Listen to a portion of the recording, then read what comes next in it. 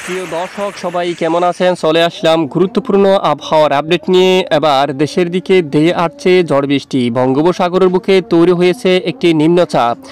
এই নিম্নচাপের হাত ধরে বাংলার আবহাওয়ার বিরাট বড় ধরনের পরিবর্তন কিন্তু লক্ষ্য করা যাচ্ছে। আগামী 24 থেকে 48 ঘন্টার মধ্যে বাংলার দক্ষিণের বেশ কিছু এলাকায় আকাশ একেবারে প্রচণ্ড মেঘলা হতে পারে, সঙ্গে হতে পারে হালকা মাঝারি ধরনের ঝড় বৃষ্টি। বর্তমান লাইভ উপগ্রহ চিত্রের মধ্যেও দেখা যাচ্ছে বাংলার বেশ কিছু অঞ্চল জুড়ে মেঘ ভেসে বেড়াচ্ছে। খুলনা, বরিশাল, চট্টগ্রাম বিভাগের অধিকাংশ এলাকায় আকাশ প্রচণ্ড মেঘলা অবস্থায় দেখা যাচ্ছে এবং প্রচণ্ড আকারে মেঘ কিন্তু ভেসে বেড়াচ্ছে।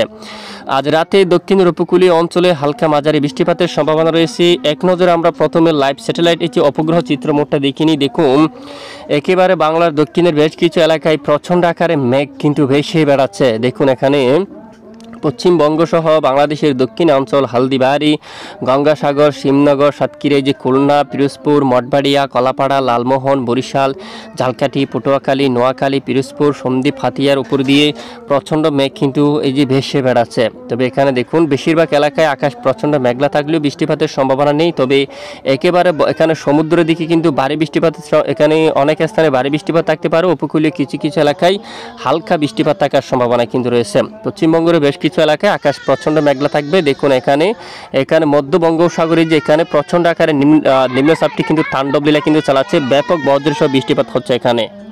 তো আমরা সরাসরি আবারও বৃষ্টিবাহী মোড়ে চলে আসলাম। তো আগামীকাল শনিবার 21শে ডিসেম্বর থেকে আবহাওয়ার বড় পরিবর্তন। বিশেষ করে দক্ষিণের বেশ কিছু এলাকায় আকাশ প্রচণ্ড মেঘলা, সঙ্গে হালকা বৃষ্টিপাত থাকতে পারে। তবে সকাল জেলায় বৃষ্টিপাত থাকবে না। আবহাওয়ার অনেকটাই পরিবর্তন লক্ষ্য করা যাচ্ছে। এদিকে দেখুন, পশ্চিমবঙ্গের দিকে বৃষ্টিপাত প্রবেশ করতে পারে। বিশেষ করে বারিপদা অঞ্চল, জলছাড়া, বালুচড়া, এই যে হলুদ রঙের এই স্থানে বিক্ষিপ্ত বৃষ্টিপাত থাকতে পারে হালকা মাঝারি ধরনের।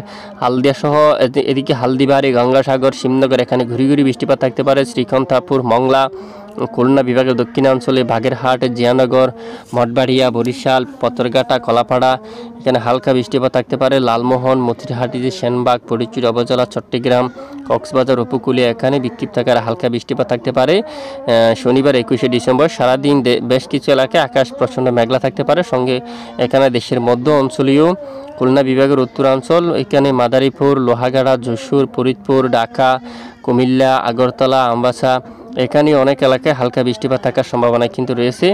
এরপরে যদি দেখি, এই যে আগামী 21শে ডিসেম্বর অলরেডি দক্ষিণের বেশ কিছু এলাকায় আকাশ প্রচণ্ড মেঘলা, সঙ্গে হালকা বৃষ্টিপাত ঘটিয়ে ধীরে ধীরে আবারও আবহাওয়ার পরিবর্তন লক্ষ্য করা যাচ্ছে। এবং আবারও কিন্তু এখানে যে নিম্নচাপের আকারে ব্যাপক আকারে কিন্তু বৃষ্টিপাত হচ্ছে। এবং এখানে এটি নিম্নচাপটি ধীরে ধীরে আবার কিন্তু এই যে বিশেষ করে আবারও এদিকে দক্ষিণ দিকে অগ্রসর হচ্ছে।